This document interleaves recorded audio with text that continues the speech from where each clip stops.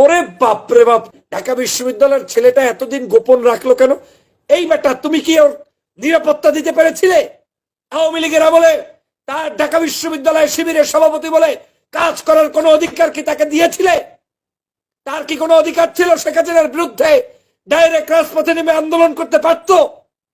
তাহলে সেটা যখন পারত না, তাহলে তার কৌশল অবলম্বন করে তিনি যে কাজটি করেছেন, এটা তো তার রাজনৈতিক আদর্শের অংশ। আজকের সারা বাংলাদেশের প্রত্যেকটি রাজনৈতিক দলের পক্ষ থেকে ছাত্র শিবিরের এই নেতাকে দেওয়া উচিত ছিল সংবর্ধনা, যে আপনি একজন ঢাকা বিশ্ববিদ্যালয়ের সভাপতি হয়ে দুনিয়াবি লোভ লালসা মুক্ত হয়ে তারপরে আপনি নিজেকে আত্মগোপনে রেখে এত বড় একটা স্যাক্রিফাইস করেছেন। আপনাকে আমরা জানাই সাধুবাদ, আপনাকে জানাই আমরা ধন্যবাদ। আর আপনারা এখন বিজয় অর্জন করার পথে কিছু গান্ডু, কিছু দুষ্ট, কিছু স্বার্থবাদী মানুষ, কিছু দালাল, কিছু ধান্দাবাজ, কিছু বামপন্থী, যাদের উদ্দেশ্যই হচ্ছে বাংলাদেশে আওয়ামী লীগ থাকলেও বাম, বিএনপি আসলেও বাম, স্বার্থের সময় ইসলামপন্থী দলগুলোকে ব্যবহার করতে যাদের মজা লাগে, আর স্বার্থ ফুরিয়ে গেলে তাদের উত্থানকে দেখলে যাদের কষ্ট লাগে, আমি মনে করি এর সব ধান্দাবাজ। আজকের জাতিকে জানতে হবে, আমি এই শিবিরকে অবশ্যই ধন্যবাদ জানাই। বাংলাদেশে সবচাইতে জুলুম নির্যাতনের শিকার হওয়া যেই ছাত্র সংগঠনটি হয়েছে তার নাম শিবির।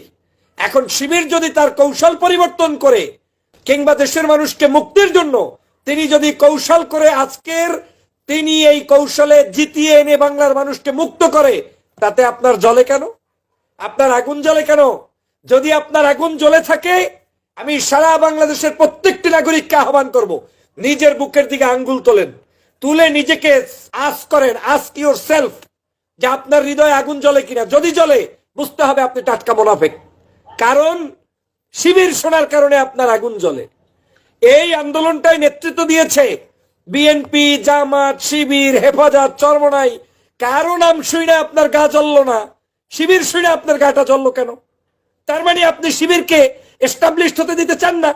কেন আপনি তাহলে দিতে চান না? তার মানে আপনি হাসিনার দোসর, হাসিনার দালাল। আওয়ামী লীগ যেটা চেয়েছে আপনিও সেটা চাচ্ছেন। এটার নাম তো গণতন্ত্র না। আমি আমার ছাত্র দলকে প্রতিষ্ঠিত হতে দেখতে চাই, আমি আমার ইসলামী আন্দোলনকে প্রতিষ্ঠিত হতে দেখতে চাই, আমি আমার কওমি ছাত্রকে প্রতিষ্ঠিত হতে দেখতে চাই। এট দ্য সেম টাইম আমি আমার ছাত্র শিবিরকেও প্রতিষ্ঠিত হতে দেখতে চাই। এটাই তো হচ্ছে স্বাধীনতা, এটাই তো হচ্ছে মুক্ত চিন্তা, এটাই তো হচ্ছে রাজনৈতিক শিষ্টাচার। কিছু ভদ্র নামের মুখোশধারী কিছু ব্যক্তির কর্মকাণ্ড এই সন্ধ্যা থেকে দেখছি, আর ভাবছি জীবনে এরা কোনোদিন এই বাংলাদেশে হাসিনার কাছ থেকে ক্ষমতা নিয়ে স্বাধীনতা ঘোষণা করতে পারত না। আর আজকের এই শিবির তার আন্দোলনে নামার জন্য তার নিজস্ব কৌশল অ্যাপ্লাই করেছে, এটা তার রাজনৈতিক স্বাধীনতা। আপনাকে জিজ্ঞেস করবে নাকি যে শিবির গোপনে থাকবে না প্রকাশ্যে থাকবে? আপনাকে জিজ্ঞেস করবে নাকি যে শিবির কবে মিছিল করবে কবে করবে না? আপনাকে জিজ্ঞেস করে কি? আপনি কে? আপনার দাদন খায় নাকি শিবির? শিবির বাংলাদেশে ঢাকা বিশ্ববিদ্যালয়ের রাজনীতি করবে কিভাবে, করবে কিভাবে, করবে না, সেটা নিয়ে তো আপনাকে উত্তর দিবে না। সারা বাংলাদেশে এই শিবিরকে শেখ হাসিনা নিষিদ্ধ করেছে, জামাতকে নিষিদ্ধ করেছে।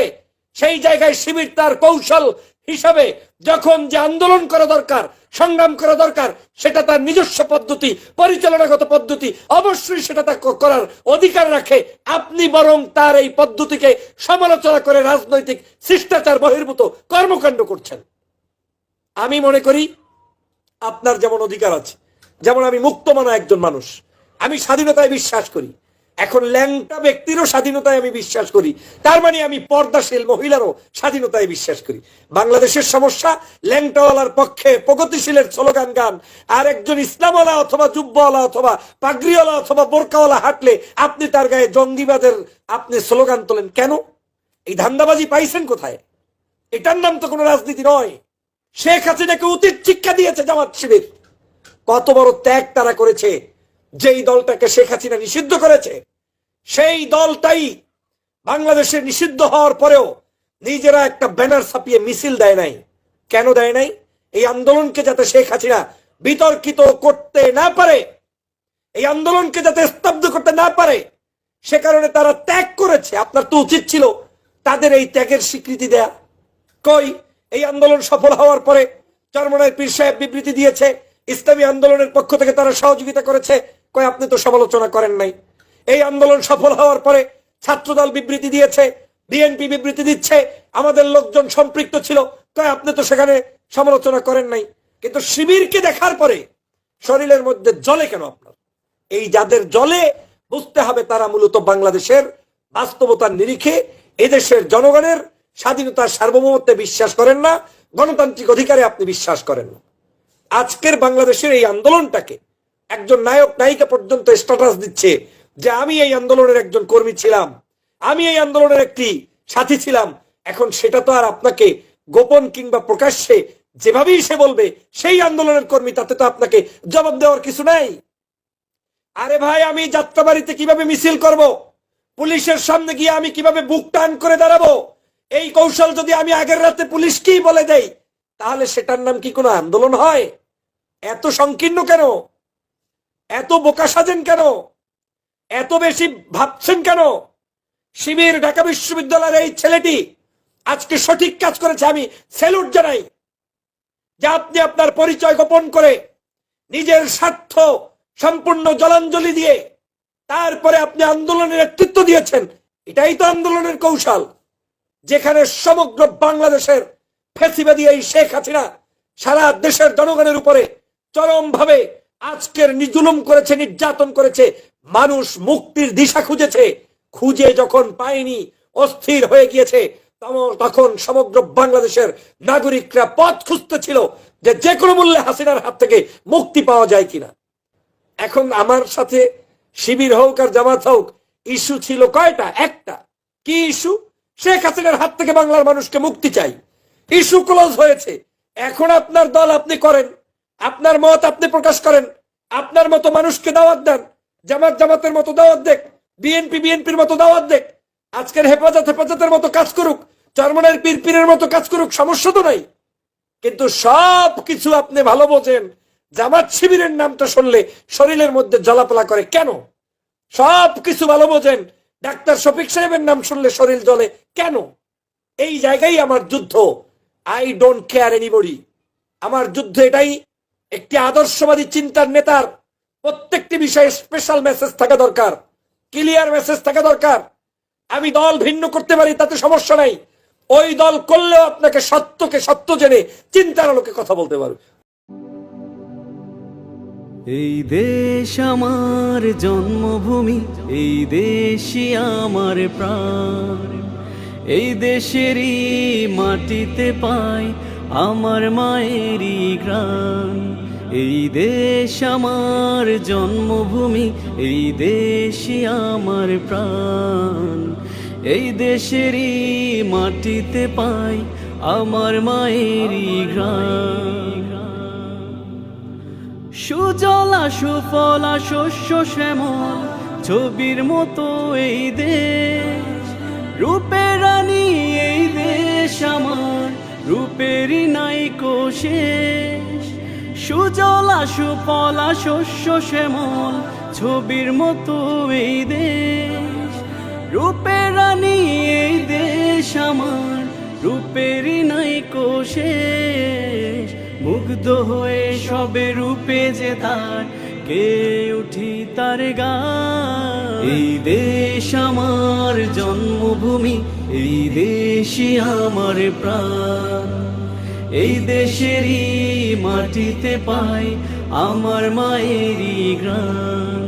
এই দেশ আমার জন্মভূমি, এই দেশই আমার প্রাণ, এই দেশেরই মাটিতে পাই আমার মায়েরই ঘ্রাণ। পাক পাখালি বন বনানি পাখির ওই কলতান, পাহাড় সাগর ঝরনা নহর রবের ওই অপার দান। পাক পাখালি বন বনানি পাখির ওই কলতান, পাহাড় সাগর ঝরনা নহর রবের ওই অপার দান। খুশিতে মন হয় যে রঙিন, গাই যে খোদার জয়গান। এই দেশ আমার জন্মভূমি, এই দেশই আমার প্রাণ, এই দেশেরই মাটিতে পাই আমার মায়েরই গ্রাণ। এই দেশ আমার জন্মভূমি, এই দেশই আমার প্রাণ। এই দেশেরই মাটিতে পাই আমার মায়েরই গ্রাণ। ধনী গরিব কৃষক শ্রমিক যেথায় শোবে ভাই ভাই, যেই দেশেতে ধর্ম বর্ণ কোনো ভেদাভেদ নাই। ধনী গরিব কৃষক শ্রমিক যেথায় শোবে ভাই ভাই, যেই দেশেতে ধর্ম বর্ণ কোনো ভেদাভেদ নাই। দেশের তরে সবাই যে এক দিতে পারে নিজ প্রাণ। এই দেশ আমার জন্মভূমি, এই দেশই আমার প্রাণ। এই দেশেরই মাটিতে পাই আমার মায়েরই ঘ্রাণ। এই দেশ আমার জন্মভূমি, এই দেশই আমার প্রাণ। এই দেশেরই মাটিতে পাই আমার মায়েরই ঘ্রাণ।